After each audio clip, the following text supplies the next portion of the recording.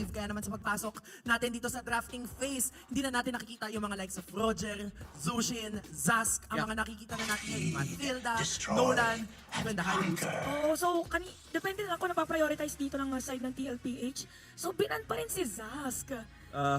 Okay, so kakasabi na natin na parang nagbago na, di ba? To be fair, medyo throwaway ban yung Zas. Parang again, it's something that you don't have to do, but you do it just for the sake of banning and alam mo, lituin mo yung kalaban mo. Kasi it actually helps red side, no? Na ang kailangan mo lang i-ban yung chip, hindi mo kailangan i-overtake yung Fanny kasi now you're dealing with Carl.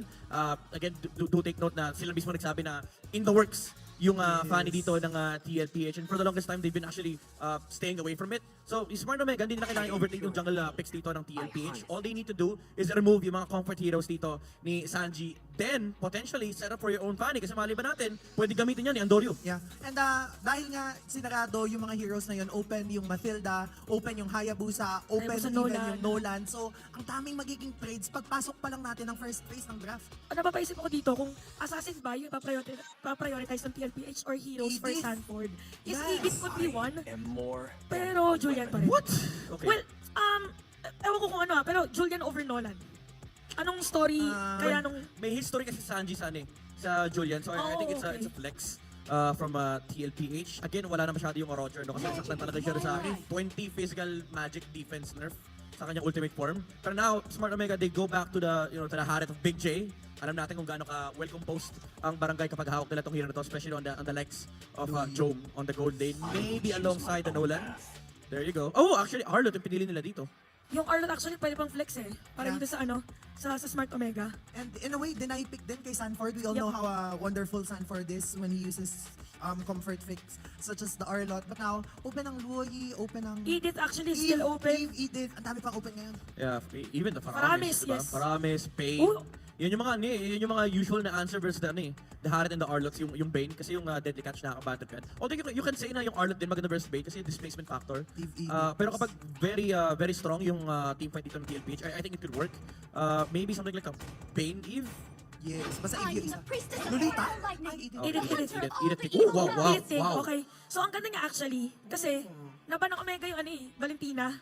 Diba? Yung mga explosive kasi ng mga ultimates, usually yun yung maganda for a Valentina. Primal Wrath, Pero yung ngayon naman, Implosion. mas magkakaroon ng reason si Omega na kumuha din ng Faramis. Yeah. Sila yung PPT. Paramis Loli, no? Oh, actually, Faramis Loli. Or Paramis Matilda, pwede ba? Bakit hindi na ng Vexana? Tama. Meron tayong sariling desisyon, meron din sila. Kasi nga naman, alam mo to, ang tagal na natin hindi nakikitang ginagamit ulit ni Okir yung Aurora. Isa sa mga, I would say, pinaka magaling na hero for Okir. Yeah, yung counter-engage, yung capability na makapag-set. Kapag Omega yung may gamit na usually, nakikita pa nga natin, nag-flicker pa, paharap pa. Grabe, no? So ano din I think it does come down to the final comp na binubuo nila. I think may binubuong lineup dito yung Smart Omega. It's really strong on just jumping on heroes. Napakalupit tong ginawang lengthwise na papel. Parang inspired by our posters. Yes, FPL. Yung heroes within. Oo. Yung paghahati ng dalawang mukha, gano'n na nga. Pero, eto na, sa pagbabalik natin dito Kamukha ni sa Coach draft. Bakit ano yun? May kulot daw, may kulot. Side ng OMG yan. Oo. Tama. Basta kulot. Bamumot. Akala ko magaling magayon. Magaling Marami Hayabusa. na tayo, marami na tayo. May patch update nga pala. May patch. Kasi may Nolan din daw eh. May Nolan eh. Actually, may Nolan pa. Pero pinafocus na dito Hayabusa. Hayabusa. Kari. Grabe, inubos yung hero ni Sanji. Yeah. And kanina, nung nagsisimula tayo sa draft, nabanggit natin no, na in terms of KDA, isa si Andoryo sa mga nangunguna. Pero ngayon, in terms of KDA ranking among all of the junglers here in the MPL Philippines Season 14, third si Andoryo with 4.74 and pumapanlima si Carl TC with 3.55. Yeah, pero I think siya yung pinakamataas ng total kills, if I'm Yeah. not mistaken. On average, dami kasing games ng Omega sa to lang. So may mga games din naman na mababa yung kanyang kill Matilda count. nga ba? Oo nga pala, may Matilda pa. Nolan! Okay, Nolan for Omega. Kaso may Tig kasi. Tig Edith. Medyo nakakailang. Pwede rin naman, if gusto ni Andoryo, siya yung mag-Bane. Kaso wala sila Faramis, yun ang problema. Oo. Maganda siya if ever. Para yung usual pa rin. Waters run deep. Lane. Wow. Okay. So for this lane, parang medyo magkaiba sila ng play ng Julian. Yeah. Talagang may chance siguro na hindi sila magkatakbo at some point. Kasi iba yung gagawin nila at first. So more on teamfight centric tong sa side ng TLPH. Tapos parang more on objectives muna to. Ayan ay Aurora. Aurora, kinuha ni Ano Sanji. kay hero for Very Cutie? Claude, Claude. Moskov, wala pala Moskov. Lunox. Hindi, puro magic sila. Claude. Claude, Hyper Brody, Dapat. Beatrix. Brody, Bea, I think Melissa sounds Melissa okay. nga, yeah, Melissa. Melissa sounds okay. Parang naka-hover tayo kay Claude. Claude yan, Ano kaya pipindutin niya? Ay, Claude nakakatawa. na. So ang kulang dito is, kung sa Omega naman, kung ano yung hero for Chakno Loli. or Loli. kung yung Arlot ba is EXP. I think Loli Minogrock, yun yung tatlong option. Loli Minogrock. Ang tapang na Omega do, pinik nila yung Link sa sa Ida Tig tsaka Julian. Usually people would not play Link into those three. Wow! Oh, Ang bangungot ng MPL. parang yung skin nga ng itsura ni Kufra, parang kagaya ng jacket nila eh. Pwede. Tama. Oo. Tama ka. Maraming Welcome elements. back sa Infinix Game Tambayan, Chantel. Parang, ang ganda-ganda ng ano natin dito. In terms of, nung draft ng dalawang teams natin, in terms of late game potential, halos pantay. Pero difference kasi yung Claude one time, ano siya eh, one big na, it's either hit or miss. Yeah. Well, technically ganun din naman yung for the Harith. Pero mas mataas yung chance na mag-snowball.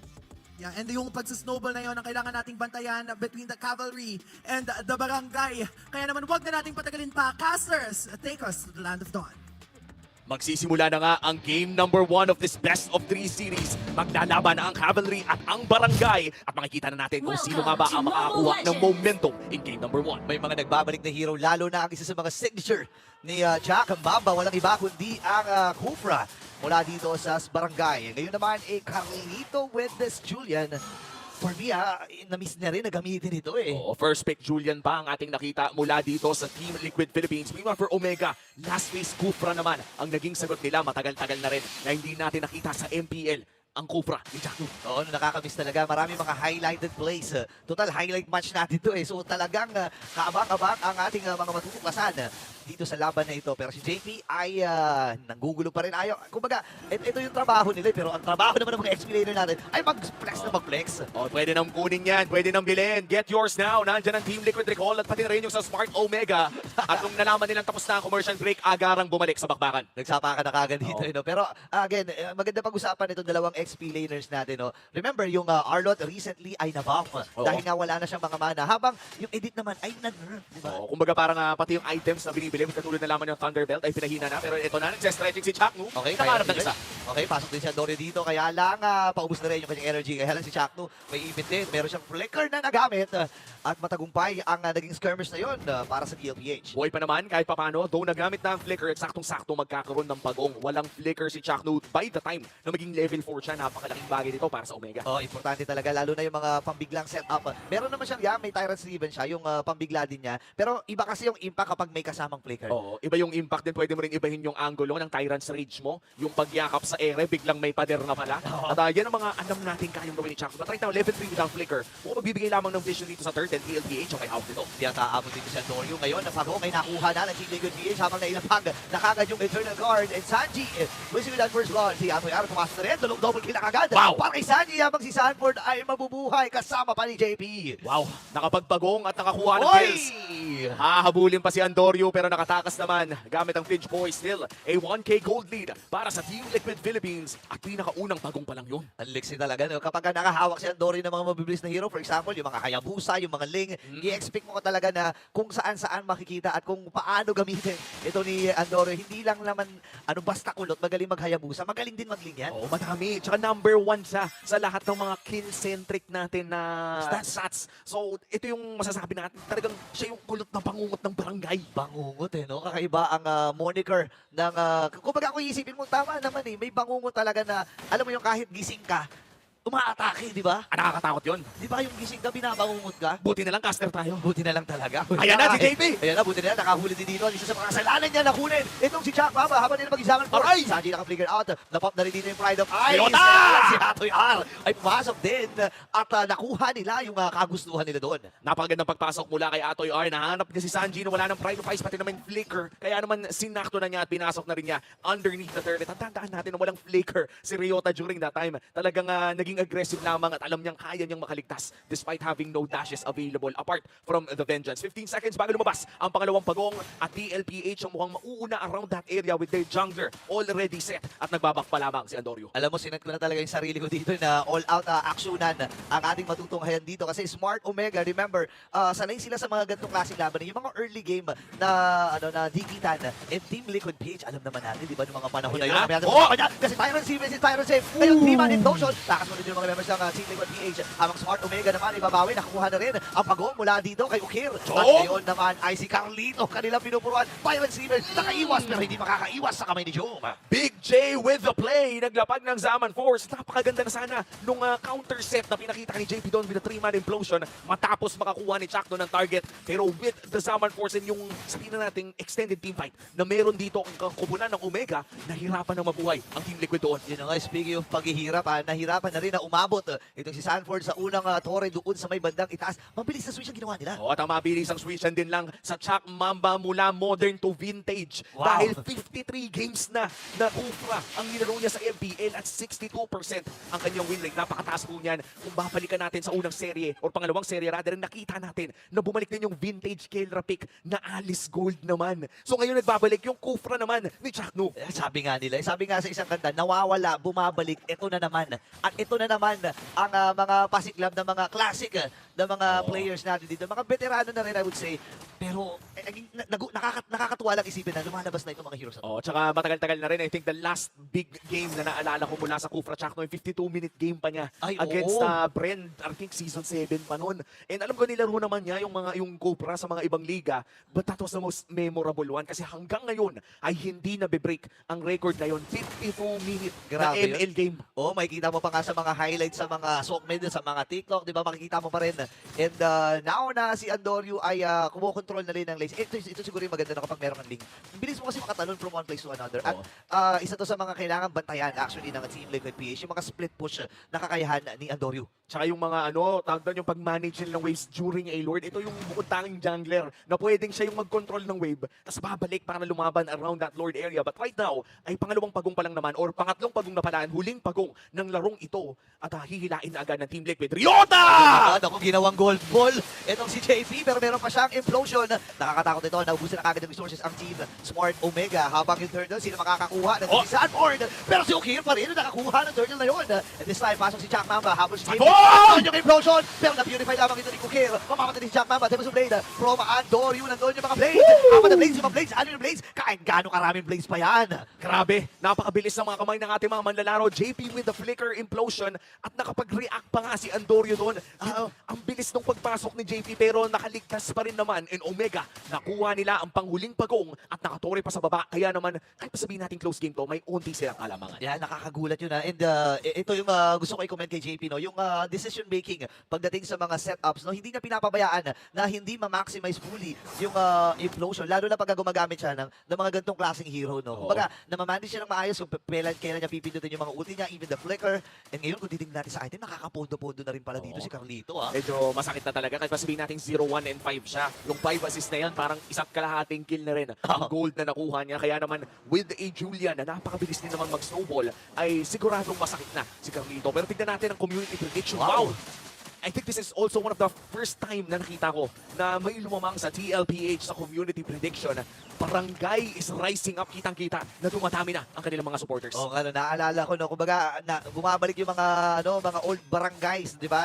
Nagbalik bayan na. Nagbalik bayan. Nagbalik barangay na. Pero nandito yung setup na kay Jack Mamba. Makakatakas pa din si Carlito. Nandun yung sword.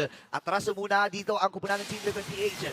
Habang si Sanford, umaabante ramang din. Wala pa rin siyang available na flicker dito. Pero yung final step na kay R. Buti na lang, wala masyadong follow-up mula sa Smart Omega. 5 seconds para doon sa Lord. At kailangan na nilang pumwesto rito. Grabe, tuwing may flicker si Ryota, naghahanap siya ng mga play na pwede niyang gawin. Kahit pang isa lang yung matamaan ay sinisigurado nila. Pero Lord, punta kay Carl lang parang ganun lang. Nasigurado din yung Lord na yun habang naipit implosion. Nakakuha ng dalawa dito. Benny! Dito na si JP. Habang si Benny din pumasok tayo sa play mula dito kay Andorio. Saan mo na yung gulong base? With R. Double kill na itong si Benny. Atras muna si Andorio. 2-4-2 naging trade. Pero yung Lord ay mapupunta sa Team Liquid PH. Punta tayo ng mid lane. Mukhang may bibigyan pang isa. Sanji may Pride of Ice pa rin naman. At makakatakas naman pala with the flicker play. 2 for 2 naging exchange natin. At ang Lord ay magmamarcha na sa top lane. Team Liquid Philippines, pwede bang mag-push? Pinakabalan ng saglit. Ngayon, pwede nga nilang basagin yung Toro dito sa may bandang gitna. Level 1 Lord pa lang naman ang ating pinag-uusapan. And kung titingnan natin items, kaya pala sakit na rin ni Benny QT. Trinity item. Oo. Tapos going for ano yan? Mukhang Magic Defensive. Blade. Yung Magic Knight pa yun. Magic Leap. Oh, wait. Parang yung, basta yung mini meteor. Oo, mini Rose Gold Meteor. Yung tigwa 1-1. Yung kumbaga parang Angie na, chinepi mo pa. At, pero magandang investment yan ha. At least hindi siya agad-agad mabuburst ni Jome at may life steal din na mabibigay the moment na masecure na ang Rose Gold Meteor. Chakno nagsistretching doon sa gilid pero mukhang natunugan. At sa ngayon, even if alam natin signature pick to ni Chakno, Uy. no, parang medyo nahihirapan nata silang makahanap ng set na inaabangan natin. Oo, no, kasi kung titingnan mo rin, medyo hindi rin super tugma yung lineup nila dito. Kailangan kasi kagad may follow-up mula doon sa Tyrant's Revenge. Medyo malayo palagi itong si Okir. May Tyrant's Revenge, may setup na sila gagawin. Bouncing ko lang muna habang napabounce na rin. Itong mga members ng BBPH, makakuha na kagad sila isa. And this time, racing duet mula kay Benny QT. Sa likod Ayun. lang ang puti ni Abby, may out. At si Otto ang naipit din, 1v1 na. Makakadalawa na kagad itong bagyo. Habang si Chom naman na magiginig sa target. 4-man down, IDP. 4-man down para sa barangay. Ang ganda ng pagpasok doon ni Benny Cutie at ang bagyo ay hindi lamang nagbabadya na buo na ang bagyo ganito kaaga pa lang 11 minutes in. Tatapusin na ata! Okay, pabuhin na rin si Chakma. Papasok si Antonio pero may nakalusot na minions! May nakalusot na minions! At ang game number 1 para si Cavalry! Mukhang mainit ang Team Liquid Philippines entering this match. Naging disappointing man ang mga recent nilang laro ay mukhang nagpapalik sila nang nagbabaga ang apoy. Grabe.